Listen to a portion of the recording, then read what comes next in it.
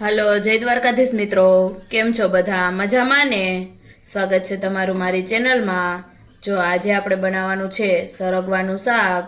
એકદમ મસ્ત કૂણો કૂણો એવો સરગવો વાળીનો ઉતરીને આવ્યો છે, તો આપણે આજે એનું શાક બનાવશું. તેના માટે આપણે આ સરગવો લઈ લીધો છે સૌથી પહેલા.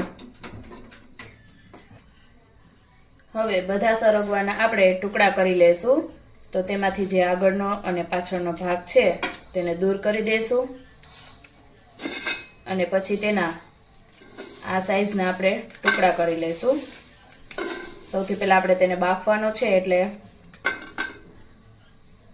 આપણે એવડા એવડા ટુકડા કરી લેશું એના.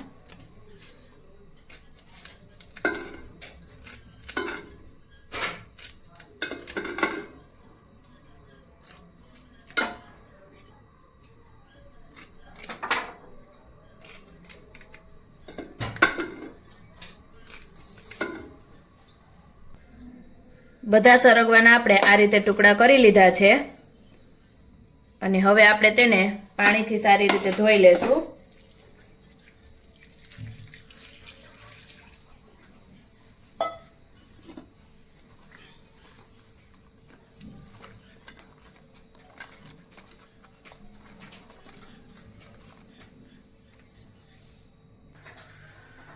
હવે બાફવા માટે આપણે પાણી ગરમ કરવા મૂકી દીધું છે. તેમાં મીઠું એડ કરી દઈશું, અને પછી આપણો જે સરગવો છે તેને એડ કરી દઈશું.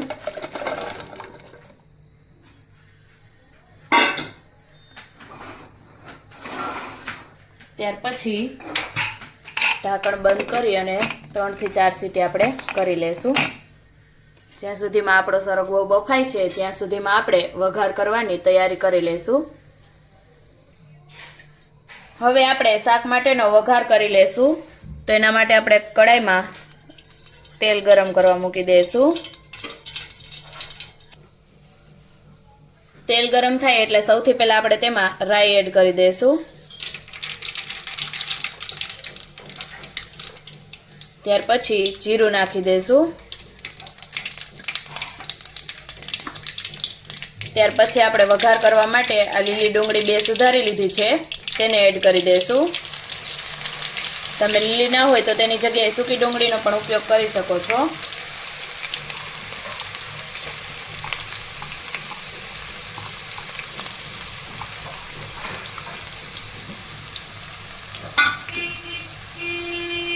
ત્યાર પછી આપણે એક આ ટમેટું સુધારી અને લઈ લીધું છે તેને એડ કરી દઈશું. હવે આપણે બધી વસ્તુને હલાવીને સરસ રીતે મિક્સ કરી લઈશું અને ડુંગળી ટમેટાને થોડીવાર માટે ચડવા દેશું. ત્યાં સુધીમાં આપણે જે ચણાના લોટની ગ્રેવી એડ કરવાની છે તે બનાવી લઈશું.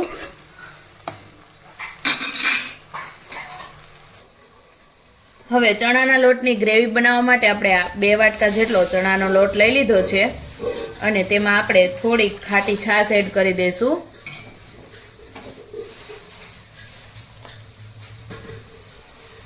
ખાટી છાશ નાખવાથી આપણું જે શાક છે તે ખૂબ જ ટેસ્ટી બનશે, એકદમ ખટમીઠું બનશે. અને થોડું આપણે તેમાં પાણી એડ કરી દઈશું. હવે આ બધી વસ્તુને આપણે મિક્સ કરી લેશું. એક પણ જરા પણ ગાંગડી ના રહે તે રીતે આપણે એકદમ ઘટ ગ્રેવી બનાવી અને તૈયાર કરી લેશું. ચણાના લોટની આપણી ગ્રેવી થઈ ગઈ છે, તો તેને આપણે સાઈડમાં રાખી દઈશું. અને હવે જે આપણું ડુંગળી ટમેટું ચડી ગયું છે તો તેમાં બધા મસાલા એડ કરી દઈશું.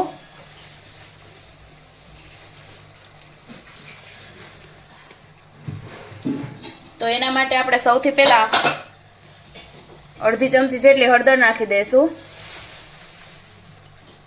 થોડોક ચપટી ગરમ મસાલો નાખી દઈશું.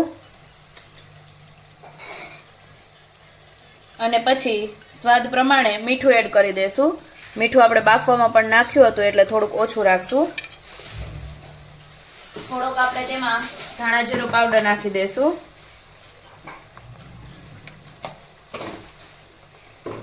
અને હવે શાકમાં એડ કરવા માટે આપણે લસણવાળી ચટણી બનાવી અને રાખી છે તો તે એડ કરી દઈશું. આ શાકમાં આપણે લસણવાળી ચટણી એડ કરીએ તો તેનો સ્વાદ ખૂબ જ સરસ આવે છે.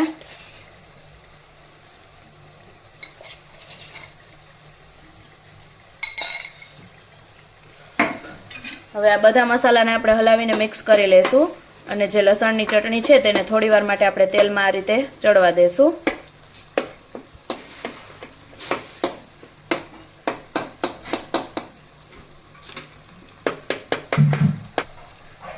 હવે બધા મસાલા સરસ રીતે મિક્સ થઈ ગયા છે તો જે આપણે ચણાના લોટની ગ્રેવી બનાવી છે તેને શાકમાં એડ કરી દઈશું.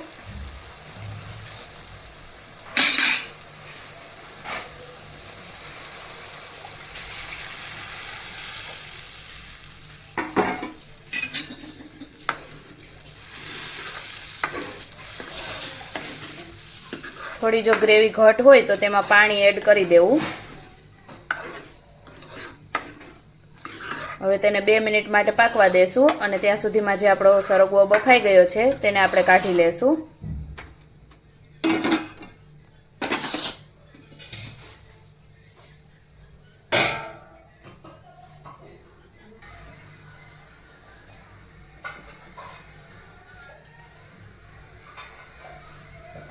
સરગવો આપણે કાઢી લીધો છે, બફાઈ ગયો છે અને આપણી ગ્રેવી પણ જે છે તે એકદમ ઘટ થઈ ગઈ છે. તો હવે તેમાં આપણે એડ કરી દઈશું.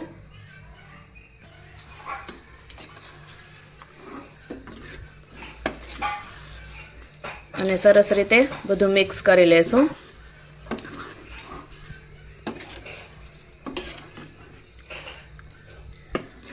બહુ વધારે આપણે તેને હલાવશું નહીં, બાકી જે સરગવાની સીંગો છે તે બધી તૂટી જશે.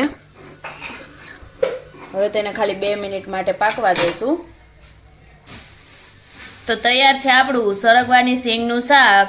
ખૂબ જ ટેસ્ટી બનીને તૈયાર થાય છે અને હેલ્ધી તો સરગવો હોય જ છે. તો તમે પણ એકવાર જરૂરથી ટ્રાય કરજો આ રીતે અને કમેન્ટ કરીને જણાવજો કે તમને રેસીપી કેવી લાગી. વિડીયો ગમે તો લાઈક અને શેર કરી દેજો અને જો ચેનલમાં નવા હોય અને ચેનલને હજી સુધી સબસ્ક્રાઈબ ના કરી હોય તો ચેનલને સબસ્ક્રાઈબ પણ જરૂરથી કરી દેજો. અને આવા અવનવા ગુજરાતી વાનગીઓના વિડીયો જોવા માટે એકવાર અમારી ચેનલની અવશ્ય મુલાકાત લેજો.